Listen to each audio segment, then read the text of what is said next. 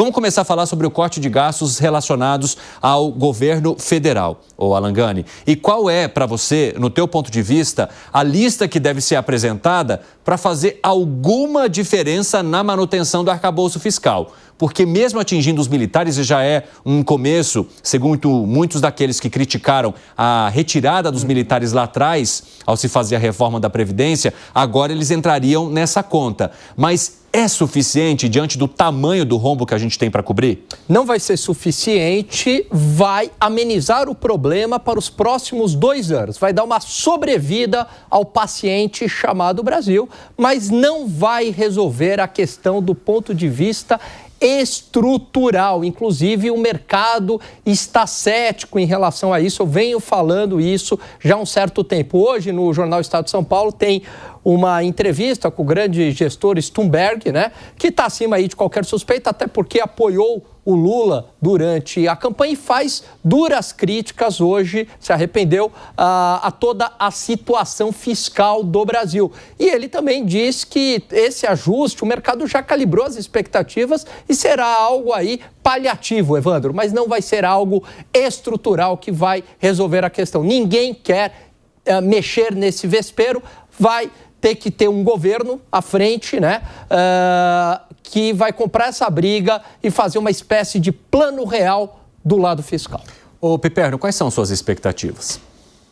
A expectativa é que venha, assim, com cortes estruturantes. Esse, por exemplo, de mexer com benefícios aí de militares, é algo, independentemente do tamanho do alívio que vai dar, mas é algo para ficar para sempre. E é algo que tem que ser feito e que os governos anteriores, por diversos interesses, hesitaram em fazer. Então, tem que mexer nisso sim. Agora, a faca maior, a faca tem que estar bem afiada na questão dos subsídios, da renúncia fiscal. É lá onde tem mais gordura, é lá onde pode tirar mais. E você acha que o governo está afiando essa faca aí na cara do subsídio, hein, Gustavo Segré? Ou não vai comprar essa briga de jeito nenhum? Não vai comprar. E não só não vai comprar, o que vem pela frente é muito ruim. Quando a gente vê as escaladas econômicas do que estamos indo, é Dilma, o governo do PT, Dilma, claramente Dilma. Olha o resultado, 56,2. Estou lendo para não errar nenhuma vírgula. Bilhões de dólares saíram do país no saldo. Isso é o pior indicador desde 1982. Isso o PT não cortando despesa. E aí você vê, não, temos que cortar despesa. Essa despesa da Previdência dos militares pode dar 2 bilhões ao ano. O rombo é muito pior. Eu não acho que esteja errado cortar benefícios, mas tem que cortar também renúncia fiscal. Emissoras passa pano estão conseguindo um monte de dinheiro sem pagar impostos. YouTubers favoráveis ao governo, 14 e poucos milhões e outros tantos também. Então, parece que é muito simples. Se você quiser dinheiro, quer um benefício fiscal, quer uma renúncia fiscal, apoie o governo que você consegue. Mesmo assim, o mercado não é trouxa e por isso o dinheiro está saindo. O dólar está lá em cima, a taxa de juros futura continua subindo. Já as perspectivas para março estão numa Selic de 13%. E tudo isso chama não administra bem o recurso público. Então, vamos ver. Eu estou ansioso aguardando de novo o resultado de outubro. Teoricamente, com uma arrecadação fantástica e recorde, devemos ter pelo menos um superávit. Mas estamos aí na situação religiosa. Oremos. Piperno, que foi? Não, veja, a questão de apoiar ou não o governo, ela não é prioritária para se receber ou não um incentivo fiscal. Vide o que acontece com o agronegócio, que dos setores econômicos é quem mais recebe benefícios fiscais, ajuda fiscal, e talvez seja um dos setores que menos apoiam o governo. Vamos ouvir o André Anelli, que agora está conectado conosco, para trazer um pouco mais de detalhes dessa reunião e da possibilidade de divulgação. Recomece, Anelli, vamos lá. Obrigado, Evandro. O presidente Lula teve essa segunda-feira aqui mais uma rodada intensa de reuniões com a AGEL, que é a Junta de Execução Orçamentária do Governo Federal, justamente para definir então os próximos passos desse conjunto de corte de gastos. O Ministério da Fazenda, juntamente com o Ministério do Planejamento, representado pelo secretário executivo da pasta, Gustavo Guimarães, uma vez que a ministra Simone Tebet encontra-se em São Paulo, essa Junta de Execução Orçamentária acabou trazendo ao presidente Lula as minutas que vão ser, então, submetidas ao Congresso Nacional, instituindo esse corte de gastos. Já se fala em um corte na ordem de 70 bilhões de reais para os próximos 2 anos, sendo 30 bilhões já para o ano que vem e outros 40 bilhões de reais para 2026, mas até o momento nenhum anúncio foi feito. O presidente Lula segue reunido aqui com parte da Junta de Execução Orçamentária no Palácio do Planalto e a expectativa é que o anúncio desse corte de gastos seja feito ainda essa semana, no mais tardar até quarta-feira. O ministro da Fazenda, Fernando Haddad, garantiu que o texto já estava pronto, precisaria ser submetido apenas ao presidente Lula e também a líderes do governo no Congresso Nacional, que é o que a Junta de Execução Orçamentária realiza nesse momento, principalmente submetendo esses textos, porque são 2,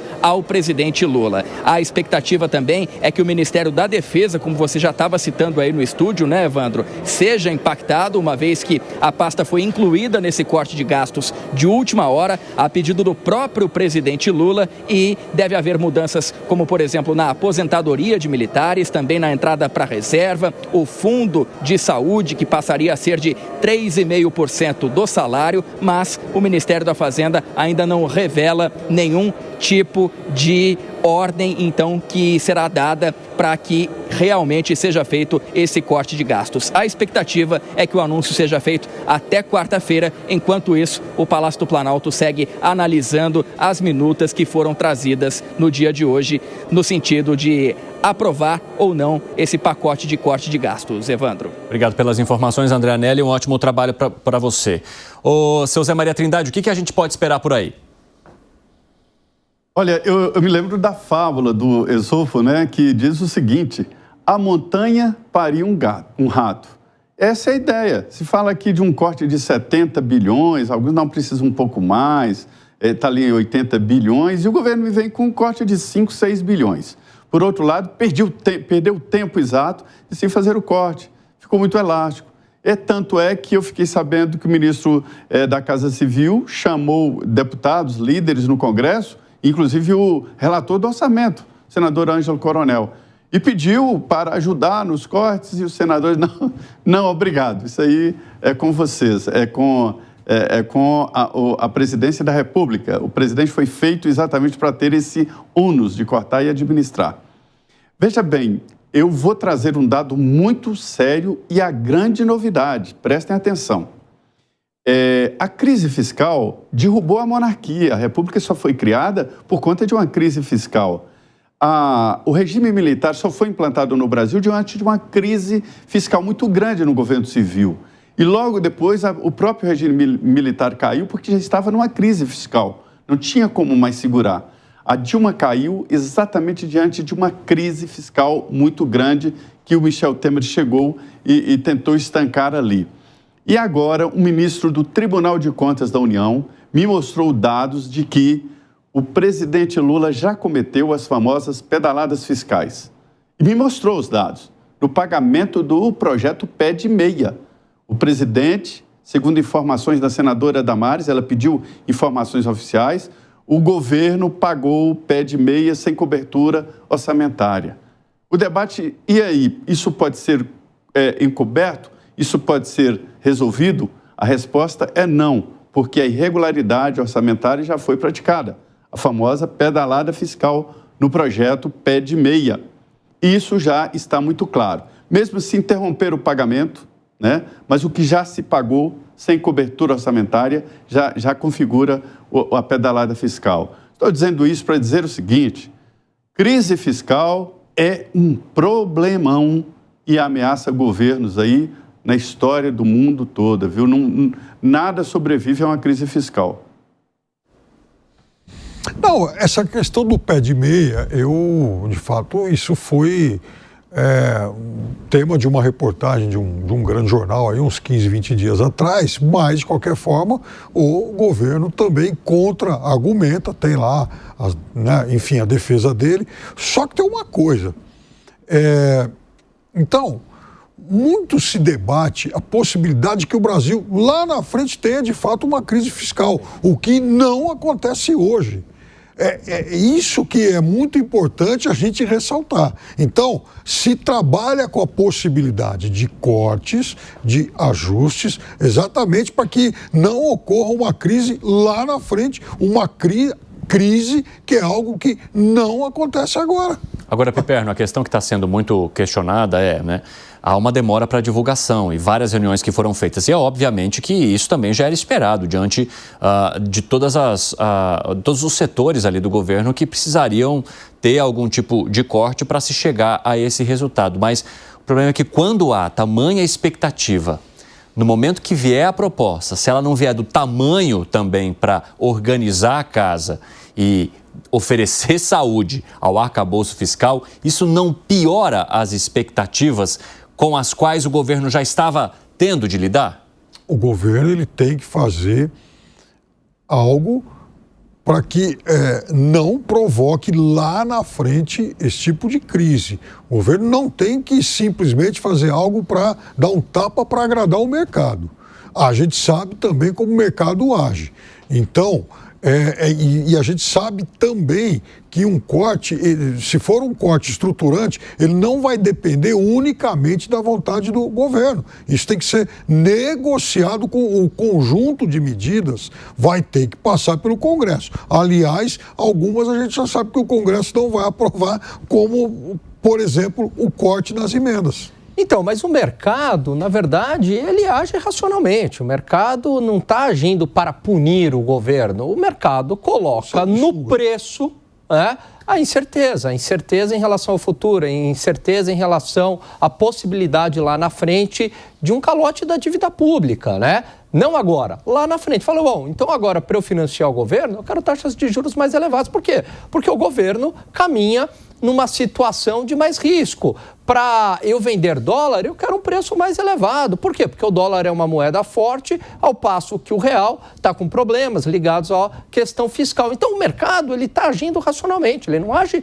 para punir o governo. Se o governo fizer a lição de casa do ponto de vista fiscal, com cortes mais estruturais e demonstrar preocupação com o lado fiscal para estabilizar a dívida pública, aí o mercado naturalmente vai ceder, como no início, há um ano atrás, o dólar estava quanto, Piperno? 4, se falava em Selic a 8% para final de 2026. Evandro, a gente já está falando em Selic agora em 12,5%. Como é que vai de 8% para 12,5%? É muita coisa. Quem está ganhando não, mas o mercado deu um voto de confiança. Aliás, deu vários votos de confiança ao governo. Demorou demais até para cair a ficha. Agora caiu a ficha. Agora a expectativa inflacionária subindo, projeção de Selic subindo, é dólar mais alto, Para o ano que vem a gente já fala em 5,55 em dólar. Inicialmente era 5, se falava até que ia para 4,70. Então, o que piorou? O que piorou foi o lado fiscal. Fala, Segré. Eu gostaria de contrapor a parte pública da parte privada. Nós temos 220 bilhões, eu não lembro bem. Não estou fazendo uma pedalada fiscal em que o déficit não é déficit, porque por essas coisas que o Brasil tem, o déficit não é déficit. Não entrou precatório no déficit, não entrou as queimadas no déficit. Dito seja de passo, outubro, recorde de queimadas de novo. Não está no déficit a tragédia do Rio Grande do Sul, mas alguém paga essa conta. Eu lembro uma vez, Evandro, que eu estava diretor de uma empresa que estava nesse momento perdendo dinheiro. O presidente nos chamou a todos e fez uma conta. Por cada hora, a empresa está perdendo tanto dinheiro. Então, o que vocês estão fazendo aqui? Ele falou, saiam daqui e me digam como nós cortamos despesas. Isso é o privado, porque é dinheiro dele. Quando vai no público, é dinheiro de quem? Da bandeira, do hino, não sei de quem, de ninguém, mas é de todos. Então o governo não está nem um pouco preocupado. Quando a gente fala com muita tranquilidade, isso que Zé Maria mencionou, eu lembro de ter comentado também no programa, é pedalada fiscal. E aí a pergunta é, e por isso a frustração, quando é a desoneração, aparece um ministro monocraticamente e diz, isso aí é inconstitucional. Por quê? Porque não tem a contraprestação da arrecadação. A pedalada fiscal também não teve, e não teve aprovação do Congresso, mas isso foi um descuido, isso foi, sei lá o que vão falar que é pedalada fiscal, e pela lei de responsabilidade fiscal, a pedalada fiscal é passível de impeachment do presidente. E eu vou adorar ouvir o Piperno quando chega essa hora, porque pedalada fiscal é pedalada fiscal. Podem desenhar do jeito que quiserem, mas é pedalada fiscal. Fazendo uma conta muito simples, nós estamos falando de 600 milhões de reais por dia de déficit. E cadê a urgência? Nenhuma. O ministro Haddad deixou de viajar antes do G20 para a Europa para resolver essa questão. Aí não, ia ser depois do G20. Já o G20 passou. Ah, não, agora vai ser a terça. Agora passou para a quarta. Gente, é dinheiro de todos nós. O governo não está cuidando do recurso público e a conta vai chegar. Piperno, quer arrematar algo? Bom, mas se for anunciado hoje, se for anunciado daqui 10 dias e for um pacote grande, não vai fazer grande diferença alguma. O fundamental é que ele tenha boas medidas.